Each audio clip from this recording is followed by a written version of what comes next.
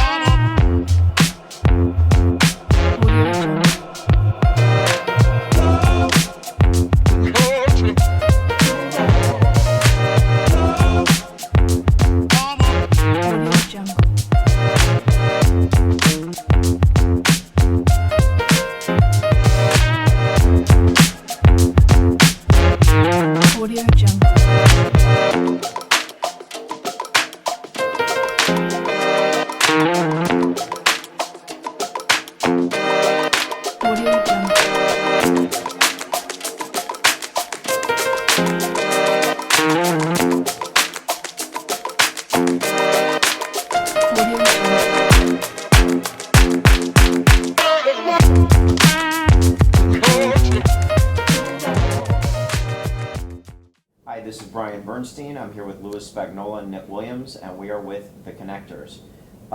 This show is so that we can bring actionable insights to early stage investors and entrepreneurs in the South Florida ecosystem. We want to give you good, useful, immediately actionable advice that you can use to drive profits to your bottom line and improve whatever projects you're working on. So guys, let's get started. Fantastic. Thank you for having me. Thanks for coming on. So Louis, thanks for coming in to the show, The Connectors. We wanted to focus today on the frustrations of an entrepreneur, given the fact that you always see the shiny things, at the end of the tunnel versus the road traveled. So of course we wanted to get you here and kind of share some of your insights. But before we get started, love for you to share with the audience a little bit about your business background. Yeah, I mean, basically, I grew up in Boston, Massachusetts. Very humble upbringing. Had a lot of challenges growing up, and then got into school and started doing really well. Ended up coming down to University of Miami down here and just fell in love with it. And then one thing kind of led to another, and I saw kind of the work ethic difference between the Northeast and Boston and New York to Florida, and felt that that would give me an advantage using one of the characteristics that I always prided myself in, with working hard and things like that. And it kind of started off really small like that, doing different things. And then really, I would say the turning point or the transition point was when I was working for the Royal Bank of Canada, and I was with RBC, and I was doing really well. And we had a call with this company that we never heard of at the time, and they were trying to explain to us how we could do things more on a national level, and we could create a system to generate consistent business versus passively trying to accumulate business. And we ended up being LendingTree's second customer. The company was LendingTree, and they taught me the internet, and they taught me how to aggregate internet leads, and gave me the whole kind of run-of-the-mill game plan on how to do that and how important that was, and how it could really impact your business by every day having a new set of customers that want your product or service.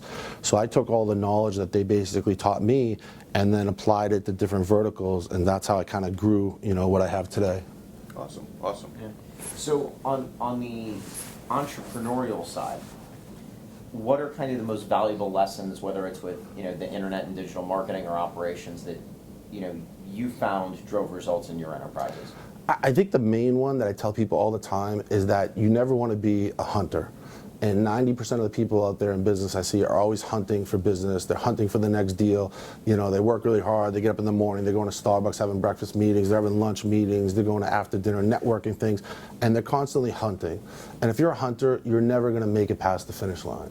And that's why, as I tell everyone, you have to be a trapper, because the trapper is the guy that's smart, where he hires people to basically go into the forest, lay the traps out, catch what he's looking to acquire, and then have people that work for him drag it back in so he could scale his business and scale his model. And he doesn't have to worry about, well, I didn't find anything today, maybe tomorrow. It creates a consistent system, and I feel that a lot of entrepreneurs don't realize how important that is, because at the end of the day, everything's driven by sales. You know, you could have a great company, great infrastructure, you could have everything fantastic, but if you have no sales, you're going to go out of business. And you know, I was just reading this morning before I came here, the telephone company Virtu that sold these really expensive phones just went out of business. And I was like, yeah, you know, that's obvious, because who's going to spend $23,000 on a cell phone? You know, so when you have no sales, you can't keep it going. But if you have a great system in place where you can consistently generate sales and consistently grow your company, you're going to be at a huge competitive advantage. So to kind of dig deeper into that, your perception is a lot of founders or operators are going to a lot of events and they're spending a lot of time, but they're not actually generating the leads at the top of the funnel that are going to drive conversions. Exactly.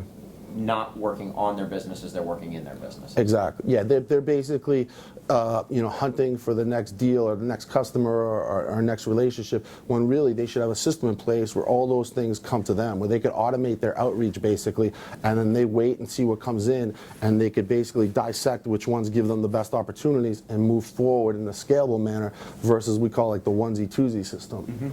You know, and that's one of the challenges I see people having trouble grasping. And are there any great ways to drive those lead gen systems to put them together? I think the internet, technology, social media, you have to have a huge presence, I think, today in business and understand how to leverage social media and leverage the internet. Because if you look at it, you know, the millennials, the kids right now, they're on their phones 24 hours a day. You know, and I see it with my stepson. I don't think he's ever made a phone call to order food or order pizza. You know, like we were growing up, we'd call Domino's, we'd get the pizza. He's never done that. You know, he's on Instagram 24 hours a day. He's always on that phone, and his whole life's on that phone, you know? So if you can't reach those people where they are and where they're engaged, I think it's going to be very difficult to come up with a system that continually aggregate new business. And then on the investment side, were you doing early stage investing and being an operator at the same time, or did you kind of get an exit from your, you know, your banking career, your first few ventures, and then start doing more investing? I kind of did both, and in the beginning, especially when I was doing venture investments, I would always invest in companies that had a synergy with a business I already had. You know, so it wasn't just, hey, you know, give this company 100,000 or 500,000, something like that. I needed more. I wanted to be able to not only give them the money, but also help guide them to success. Exactly, but then also I wanted to benefit from it passively through other interests that I owned. So I'd be getting it, you know, coming and going, and I felt that that would lower the risk in my investment, that if I was able to make money on the front end and the back end, it would give me a better chance for success. Can you give us kind of an example of that? There's a lot that we did with that. I mean, I could go on and on. I mean, really, you know, people pitch me on ideas all the time, and I tell them, you know, I have the 5 golden rules, which a lot of people kind of ask me about and know, which I'll tell you really quick, is basically I try to keep it as simple as possible, and I say, listen, I'll give you anything up to $10 million if you can answer yes to these 5 questions. And no one really gets it. You know, people get 3 out of 5, is 4 out of 5 good enough? I'm like, no, you have to have 5 out of 5. And basically the first one and the most important is you need to have a sustainable competitive advantage in business if you're starting a new company. It's too difficult to compete with the market if you're on a level playing field, because you're at too many disadvantages, because there's already people established, there's already people doing it, there's already people that have more money than you. So you need that sustainable competitive advantage is number 1. Number 2, you always want to have barriers to entry, because there's always going to be someone that has more money than you. No matter how you slice it, there'll be someone richer, wealthier. Always. That's always going to happen. So you need some barriers to entry. Third, you need to have something that's scalable. You know, and I tell people the best example is you can own a restaurant and make a ton of money, and that's great, but at the end of the day, you could only do, you know, 400 dinners a night. No matter how successful you are, you're limited.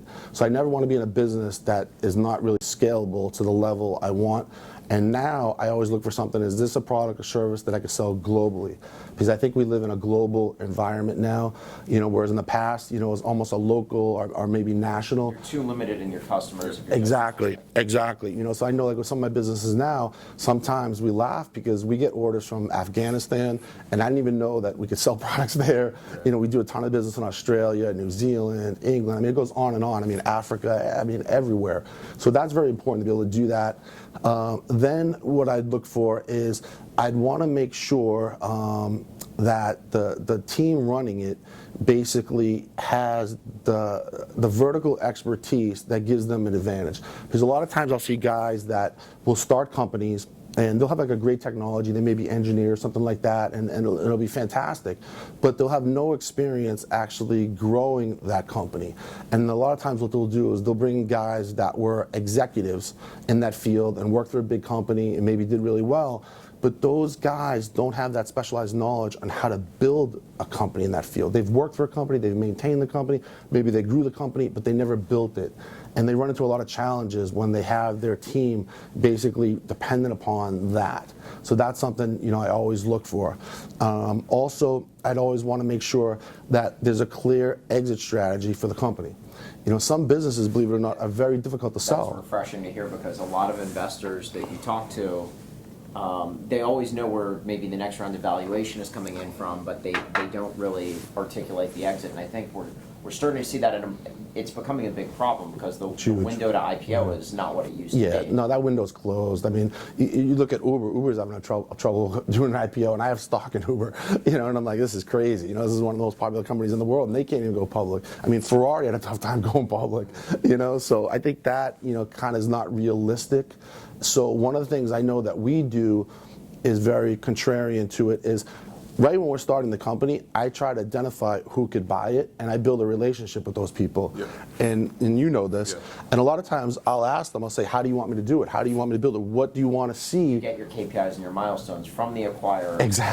Exactly. And we'll always have like 3 or 4, because I always wanted to be competitive. You know, I don't want to have one person. So I've learned so much from reaching out to these guys, whether in private equity or in the same vertical, where they said, Lou, this is how I want to see the accounting. This is how I want to see the revenue growth. This is how I want to see the profits. This is how I want to make sure we could scale it eventually when you do exit. So they gave me a lot of that insight. So now when we build a company, we build it not for us, which a lot of entrepreneurs do. They build it for themselves. We build it for the person buying it.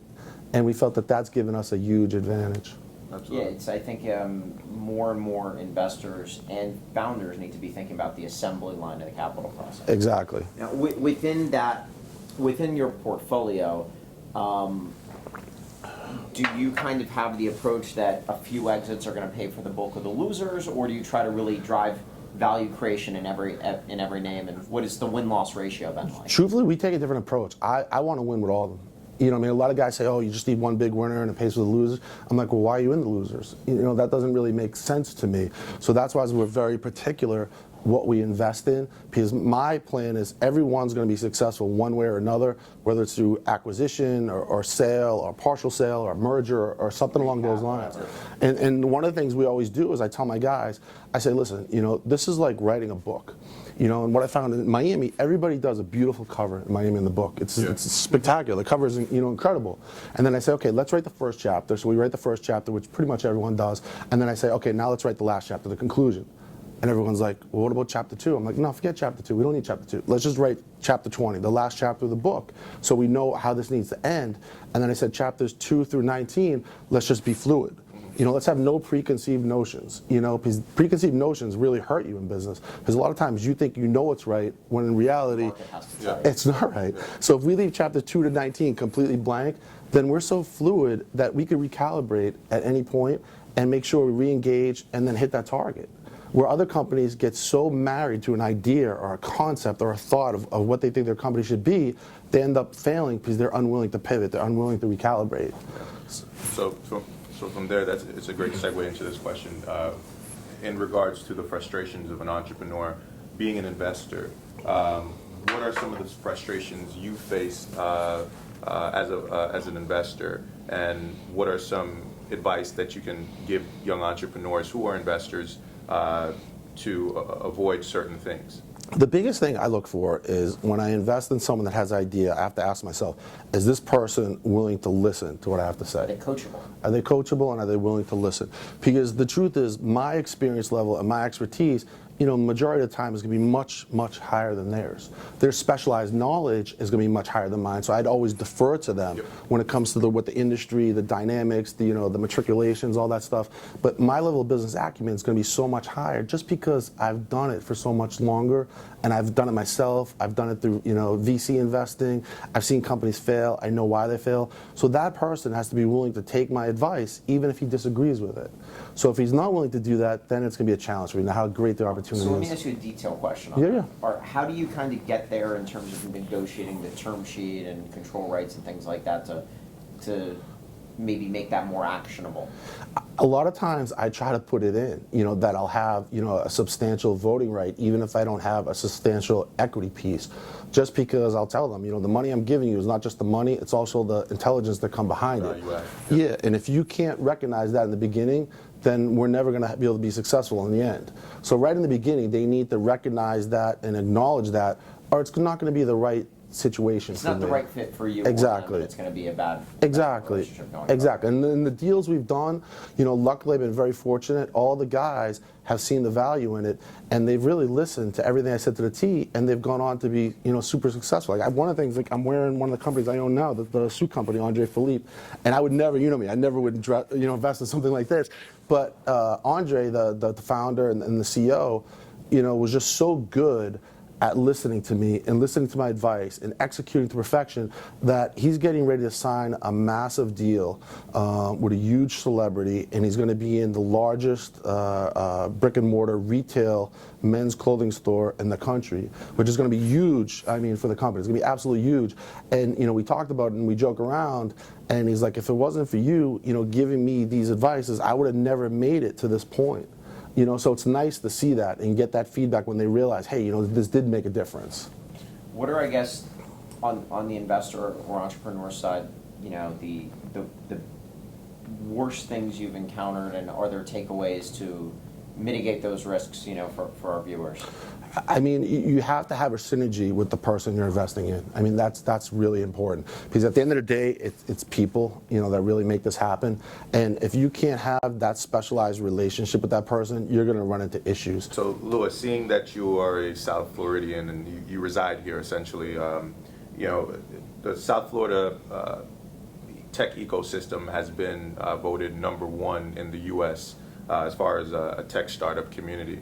I'd love to hear your thoughts on what would it take specifically in South Florida to, when you're approaching this market, to start a company, specifically in the tech space, of course, and how do you build a scalable company within this ecosystem? What are some of the areas you would focus on if you're a young entrepreneur looking to enter the tech space within South Florida? If I was a young entrepreneur, one of the most important things, I think, is you want to get specialized expertise for your exact situation and what you're looking to accomplish. And what I see is a lot of guys starting companies, and they'll ask someone that maybe is very successful in construction, and they own a huge construction company, and they say, can you help me, build this, when the two of those really have no synergies. There's no crossover parallels that person can really give you, except for the general business acumen. Yep. And the analogy that I give people is, if you want to, be a great doctor, and you just graduated medical school, and you want to be a cardiologist, who do you go to? Do you go to someone that owns a construction company, or do you go to the #1 cardiologist in the world? Yeah.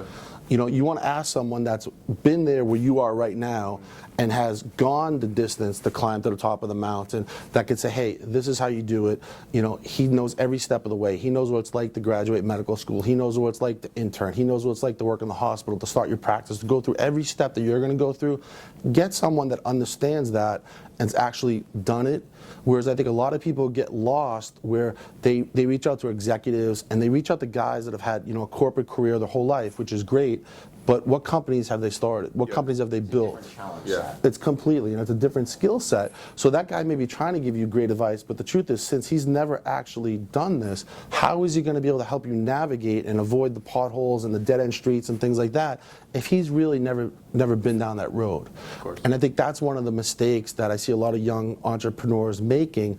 And I think Miami is kind of a byproduct of that, is because we don't have the infrastructure, the ecosystem like a San Francisco or a California, where you have a lot of guys on the sidelines that have made a lot of money, have started a lot of companies, had a lot of success, and now are kind of like taking it easy, where they have the time and they want to help people grow. Whereas Miami, it's so transient.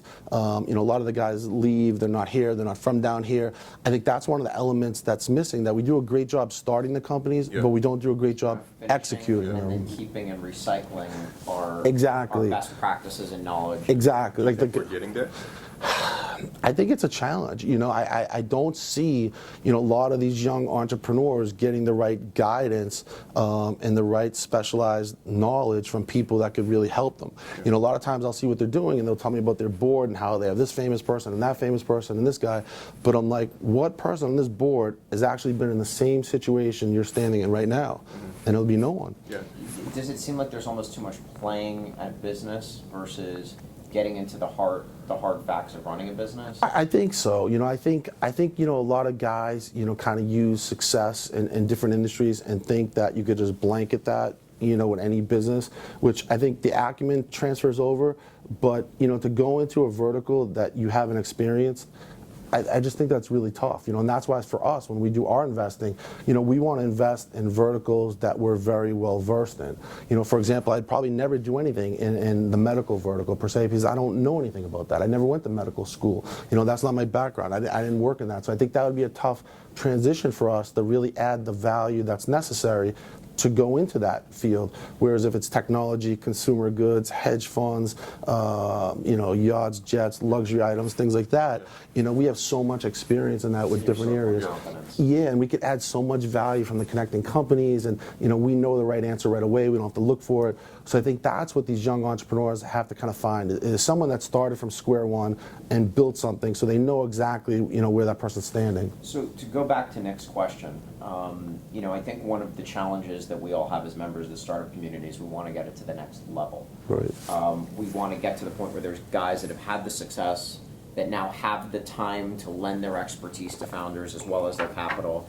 We want to get the kind of intergenerational entrepreneurial knowledge transfer that you have in a Silicon Valley, in New York, or a Boston. What are kind of some concrete steps that we can take to get there, like some things that we can execute in a small way as a community?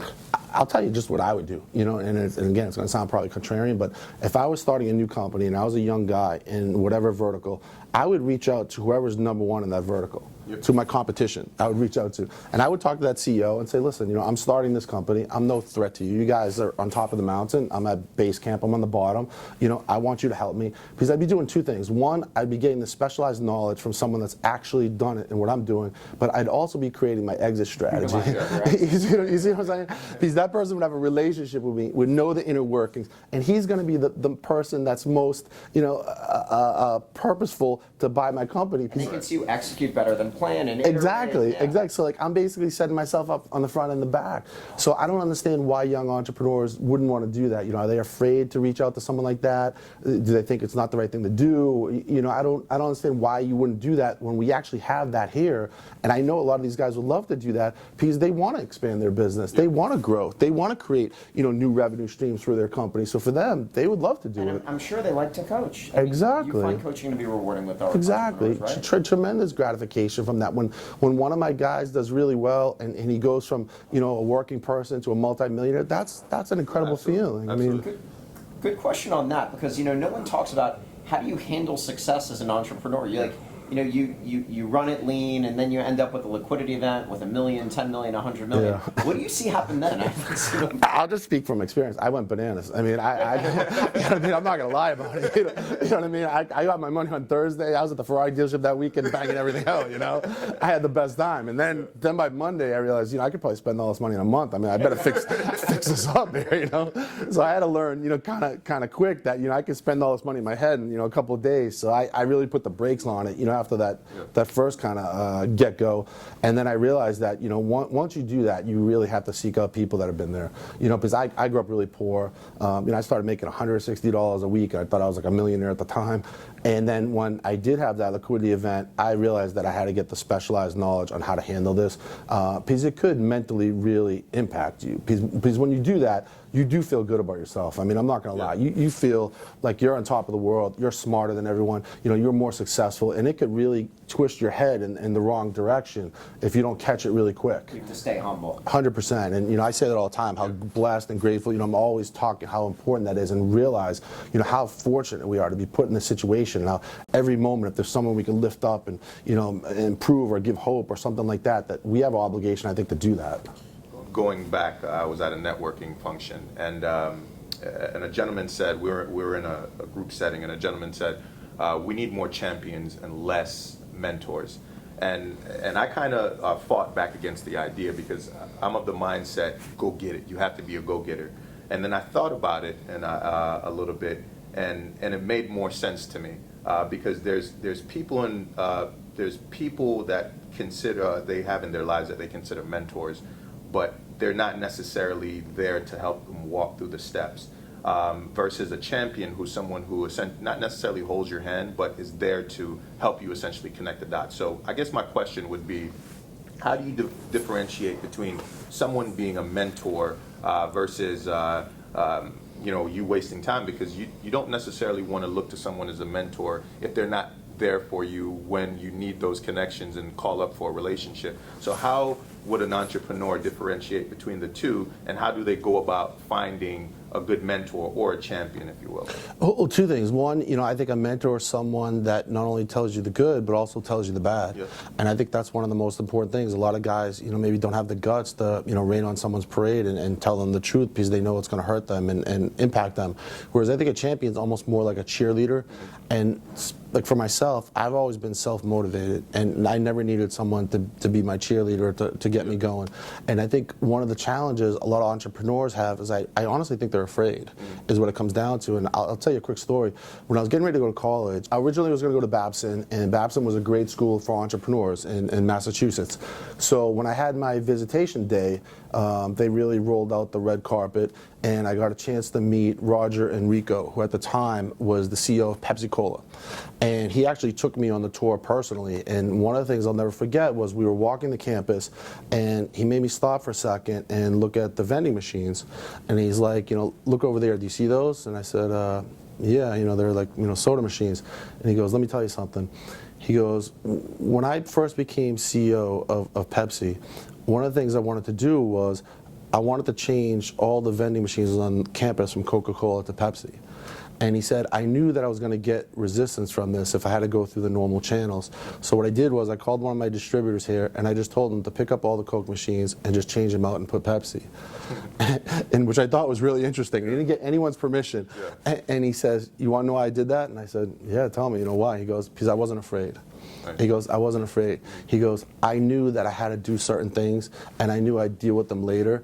And that taught me in business, you can't be afraid. Mm-hmm. You can't, because a lot of people just get stagnated because they're afraid. So if you're an entrepreneur and you want to get that mentorship or that person to help you, the people you should look at are not your friends or not the people in the community, the people that are in your business. So maybe it's suppliers. People that are going to supply you products. That's an ideal person to have mentor you, because the more successful you are, the more products he's going to sell you and supply you with. And I think what happens is a lot of young entrepreneurs get nervous, maybe they get afraid, and maybe they don't have like that inner fortitude to reach out to someone that's maybe up on top of the mountain and what have you. And I think that's one of the big disconnects, where I think other areas they have what I call conduits, basically, where you have guys that are conduits that are able to put the young entrepreneur in touch with that guy that could really mentor them. And I just think Miami's not developed enough yet to have that conduit network to facilitate that. So I think it's important for the young entrepreneurs to not be afraid. Like, what's the worst that could happen? He could say no, he can hang up on you, whatever, and your life still goes on. Very true, and I agree with that, because being self-motivated myself, I think entrepreneurs at times give the people who they call mentors too much power. And what I mean by that is,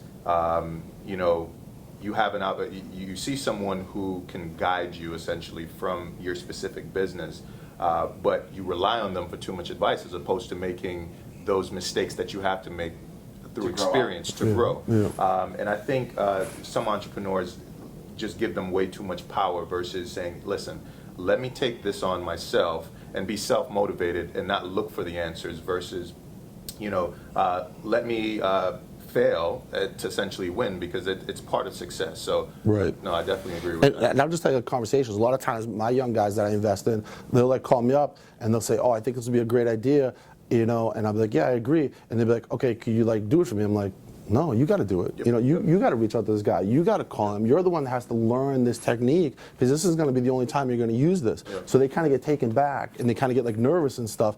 And I'm like, I'm not here to babysit. You know, I'm not in the babysitting business. You know, I'm in the making money business. You know, and if you're not prepared to do that and take that risk, then we're not going to have a good relationship. And at first they kind of get sad and they get scared and they get worried, but then they pick themselves back up and they're like, you know what, this guy's right. I got to do this. I got to find a way to reach this person or reach that person. So when it comes to reaching people as an entrepreneur and you have your business, what's the best practices, would you say, to reach these very influential leaders? Just don't take no for an answer. You know, I'll give you another example. You know, the company I invested in Dallas that makes the suits, that guy was from Dallas. I was having a meeting down the street at the Four Seasons with Tiger 21, and I told him, I said, listen, I have a break from 3:30 to 3:45. I'll give you 15 minutes. That kid got on a plane, flew from Dallas to Miami, came to the hotel, met me for 15 minutes. And we made that connection. And I said, if this guy's willing to do that, for 15 minutes to get on a plane and meet me, he's going to be one of the guys I want to roll with, you know? And I think that's what most people are afraid to do. They won't get on a plane. They won't fly to come see one for 15 minutes. They'll be like, no, I'm not going to do that. No, I agree with that. I mean, I've done things in business where I position myself to be, whether it's a New York, for example, say, hey, I was just in the city visiting for XYZ business. Just thinking, thought, you know, it'd be cool for us to get together, but really and truly just went specifically to meet those people. Exactly. So you got to go out your way to definitely meet the people who you want, and you have to be bold and courageous in order to do so. 100%. Yeah, I can't tell you how many times that I was a young entrepreneur that I'd go to a restaurant and see someone there that I felt could help me, and I would just buy them dinner. And I wouldn't approach them. I'd let them eat. I would just buy them dinner, and I'd make sure the waiter just gave them my card, whatever. And then I knew it was only a matter of time that he was going to call or email me just thanking me for the dinner, just out of courtesy, and then I knew that would be my in. But most people would be afraid to do something like that, and that's where I think the fear part, you know, comes into play with a lot of young entrepreneurs. I'm sure it's like working out, right? You just have to get used to putting yourself out there, get used to being uncomfortable. And there's times, you know, the dumbbell's going to get the best of you, or the barbell's going to get the best of you, and it's going to come crashing down, you know, but that's part of it. You know, then you'll know how much weight, you know, you can handle. So the next time you do it, you'll know, you know, where your comfort zone is and then where you have to expand and improve. But if you don't get under the bar, I mean, I don't know how you're supposed to do it. You know, you got to take your bumps. You know, there's just no choice about it. So I guess one of the things that, you know, I'd like to ask you about is, you were talking a lot earlier about strategy, segmentation, and markets. It seems like that's a very big part of your investment analysis. So my first question is about that mental model, and then I'd like to ask about any other mental models that really drive your investing or operating. Well, you know, I think it's critical, you know, because a lot of times we'll look at companies to invest in, and on the surface they look really nice, they look rosy, and you know, I might personally even have, you know, a preconceived notion that this could be really successful. But what I learned is I don't go off my judgment or what I think. I go off the data and I go off what the facts are. So we'll do, you know, a study group or a focus group, and you know, I'll invite, you know, you see me do it. You know, I'll invite everyone to the racetrack and we'll race Rolls Royces and we'll have a beautiful lunch. But I'll get that information out of 40 people that I need. You know, so maybe I have to do it in an extravagant way. Great in the environment. Yeah, you know, but I need that critical information because then that'll give me the data. So I'll, instead of guessing if this is a good entry point, I'll know if it's a good entry point. So I'm big with doing focus groups, we're doing polling, you know, with getting that feedback from our potential customers because they're the ones that matter. My opinion doesn't matter. Confirm your gut with data. 100%. You know, I think a lot of people say, oh, you have to go off your gut, you have to go off your gut. That's like taking an exam and you don't know the answers. Like, you know, you got to study and know it, but it's going to be hard. Whereas me, I want to take the exam and have the test the night before, so I'm going to get 100 in that exam. I want all the questions ahead of time. I'm not going to take a risk and try to get the answer right. I want to know the answer before I take the test. And a lot of times, you know, I take heat from that, even with my guys. And they're like, Lou, we know this is going to work. Why are we doing all this? And I'm like, because I always want to be sure. I always want to hit a bullseye. You know, I'm interested in bullseyes. I want to be number one. You know, I'm not interested in being number two. I'm not interested in coming close. I want to make sure no one could compete with us on any level in any aspect. And we're going to do all the due diligence we need to make sure every time we take out that gun and shoot, it's bullseye every time. Do you think investors don't do enough diligence? 100%. I think investors fall in love with ideas. I really do. You know, there'll be a great idea, they fall in love with it, they call their friends, everybody does it, but they don't think it out. You know, and just an example that comes to my head, there was a very famous Miami Heat player that's no longer with the team, and he was starting a business.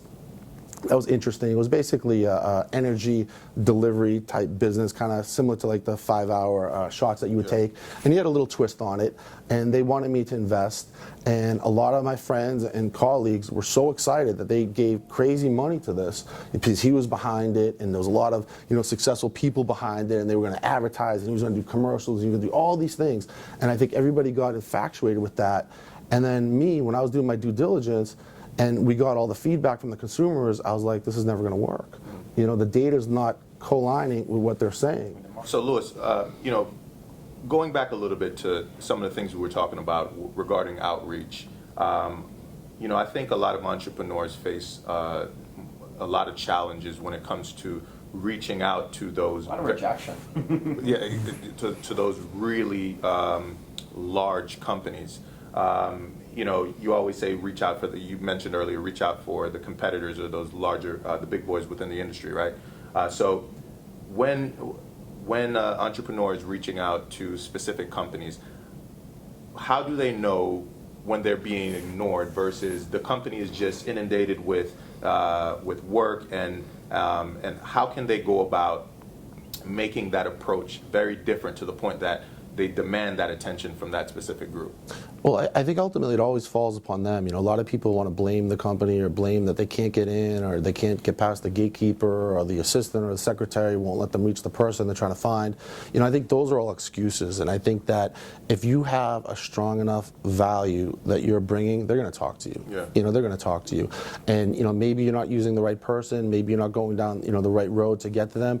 But ultimately, I just think it's on you.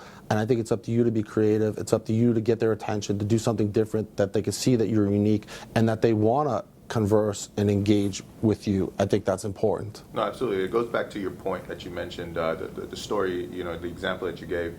The gentleman, you told him you had a certain time frame, and that was he it. jumped on a plane and he went to Texas and he met you. That was it. Now today, look at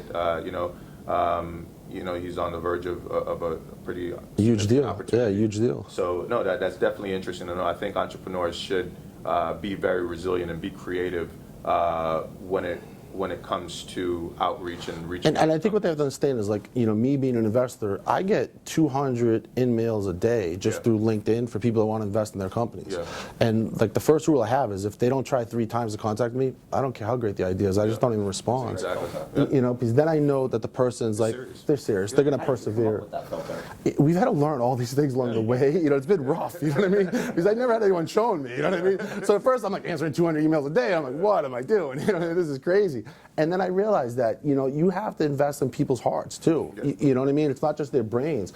And the guy that reaches out to me 3 times, I'll be like, okay, this guy's in the ballpark, but we'll still see. We still got to vet him some more, but at least I know he's not going to give up. He's got the drive. Yeah, the first time it starts raining, he's going to go run in his house and give up. Heard an investor say that, and it's so true. And that's one of the things, because whenever you start a company, like a lot of people live in this fantasy land. Like whenever I start a company, it's hard.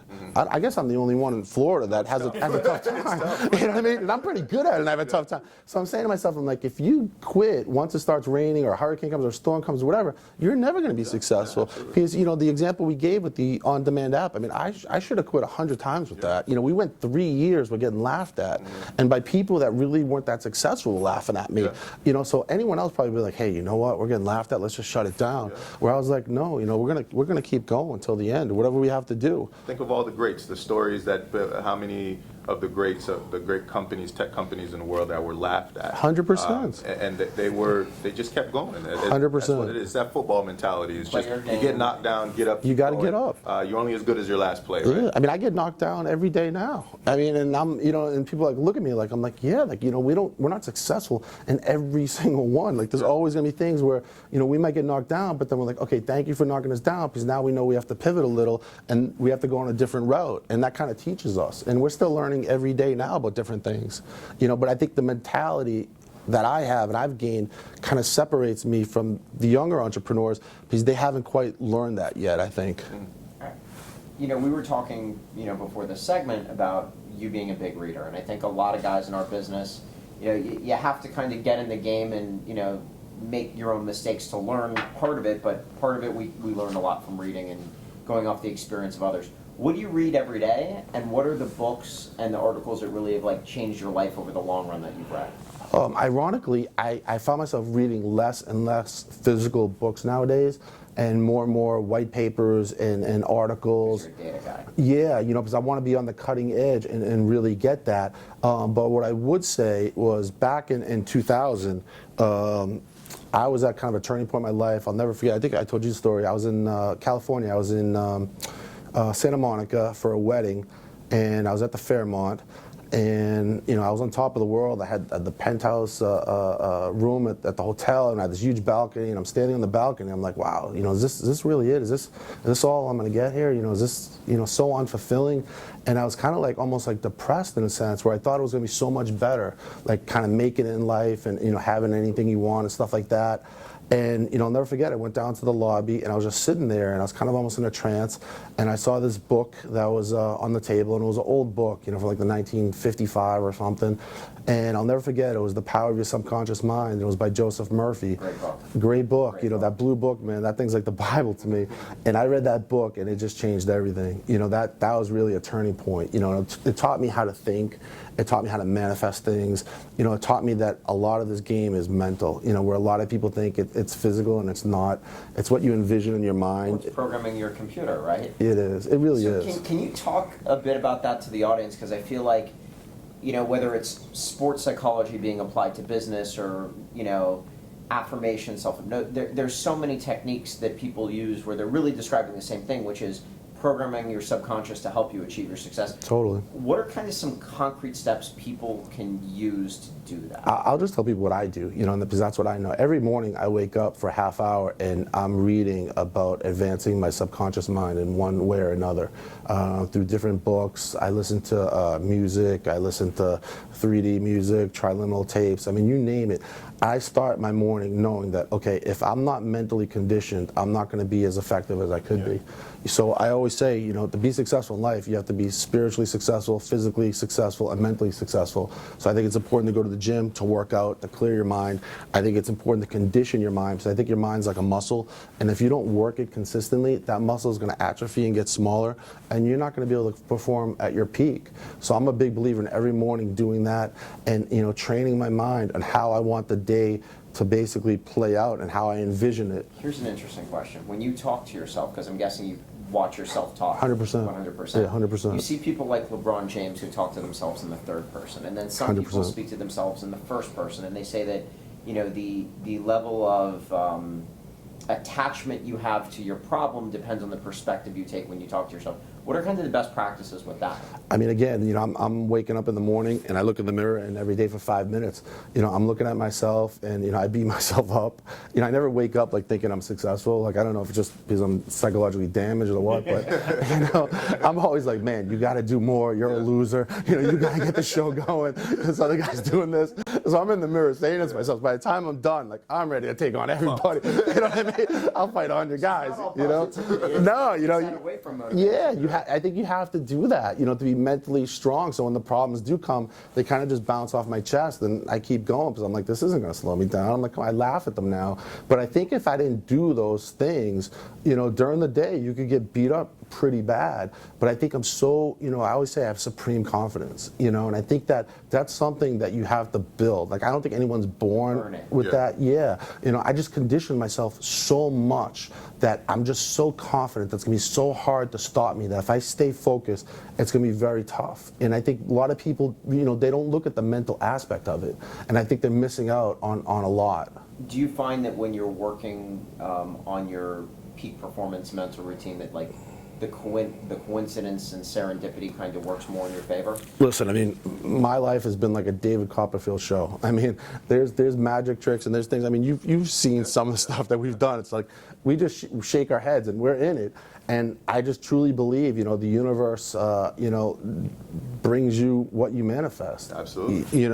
And some of the things that we've got to do, be brand ambassador for Rolls-Royce motor cars. Come on, like, what are the chances of that? Growing up the way I did, we didn't even see a Rolls-Royce till I was like 20 years old. How's that even going to happen? Like, that's an impossibility, How many goals do you focus on at one time?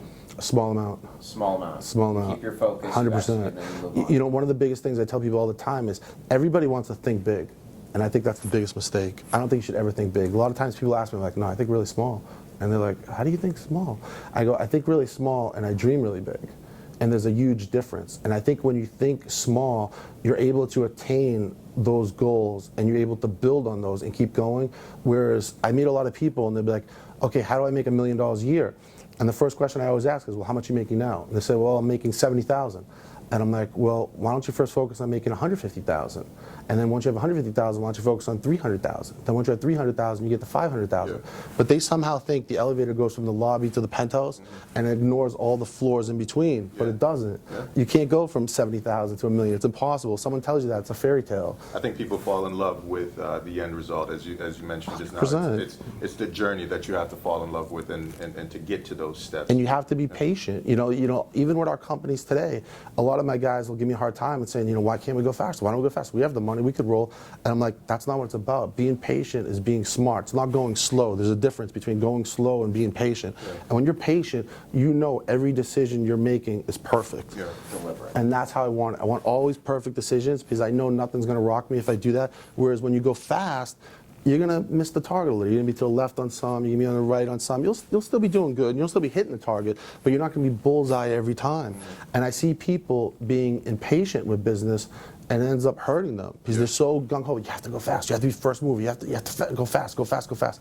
It's not about going fast. Yeah. It's about making the right decisions and always hitting your target and being patient so you can be consistent. And then you start getting used to that, and the people that work with you start getting used to that. Habit of consistent 100%. execution. And you get the habit of success. You get to taste what victory is like. Because if you go really fast, no one can hit the target every time going fast. Small It's wins, impossible. consistent wins get the streak. And that's why, as I say, always think small. And then I think the last area that we should go into is how, as an entrepreneur, how do you recruit great teams? As an investor, how do you find great teams, whether it's service professionals, entrepreneurs you're going to invest in, the people that are going to help you exit your companies over and over again, or finance your companies or run them? How do you handle the people side of the equation? Basically, we have a simple rule when I'm looking for talent, and that's show me, don't tell me. Because I have 100 guys telling me they're the greatest Show me, ever. don't tell me. We say that all the time. I'm like, okay, you're that good. You get 30 days. Let's see what you got. Show me the baby. And I tell them, I'm like, if you're not confident in yourself to show me in 30 days, then you're not for me. You So can how do work you with someone else. set up that 30-day challenge? I tell them, I say, listen, it's all based on performance. I'll give you 30 days, and if you do a great job, you'll get X plus 1. But if you don't do a great job, you get 0. And I know the guy that takes that on believes in himself and believes he could do it, and that's the guy that I want. And I have to go through a lot of people to get to that guy, but I rather wait for that guy because then I know once I have him, that whole area of expertise that he's in, I'm never gonna have to worry about that again. Yeah. So that's really important. And then as an investor, one of the tricks that we do is, we do a lot of deals, we do a lot of co-investing, we do a lot of purchase, sale, the whole thing is whenever I'm doing a deal and I see someone on the other side of the table that's really good, I want that person. Yeah. Because most people wouldn't do that because they think it's like a game, like that's being a trader. I've done that. It's the best. When you like a post counsel enough, Oh, dude, Jack, you kill it. You kill it. You know what I mean? You kill it. Or if they have a great family office, or they have someone that's great with their intellectual property or something like that. I like seeing that, and I have no problem hiring the competition because I realize this is a worldwide broad game. This isn't a onesie twosie game. And a lot of times, even if it doesn't work with them, they have so much respect for you from approaching them. They'll say, hey, you know what? I may not be ideal for this, but I have someone that will. And I think it comes down to, again, not being afraid. Because we're in closings and we'll finish, and I'm shaking hands and joking with the opposition, whereas everyone's looking at me like, they're the bad guys. Like, why are you talking to them? I'm like, no, there's not bad guys. One of my attorneys once told me, it's all a full contact sport until you close, and then everybody should be friends. Yeah. 100%, because the truth is it's just a game, and we're all trying to win the game, and then when the game's over, we're just regular people. That's all it is. There's no fancy science to this, we're all playing a game, everybody wants to win, score as much points as they can, and then that's it. So if you see a guy that's a fantastic player, why would you not want him on your team? Yeah.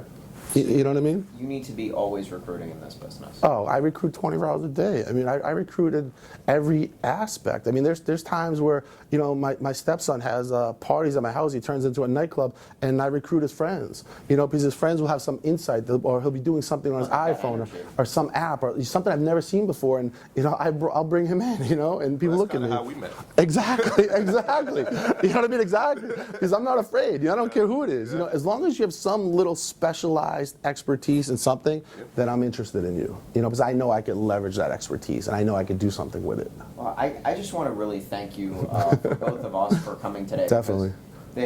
This is one of those interviews that people should probably watch. There's a lot to unpack, and we get into it a lot.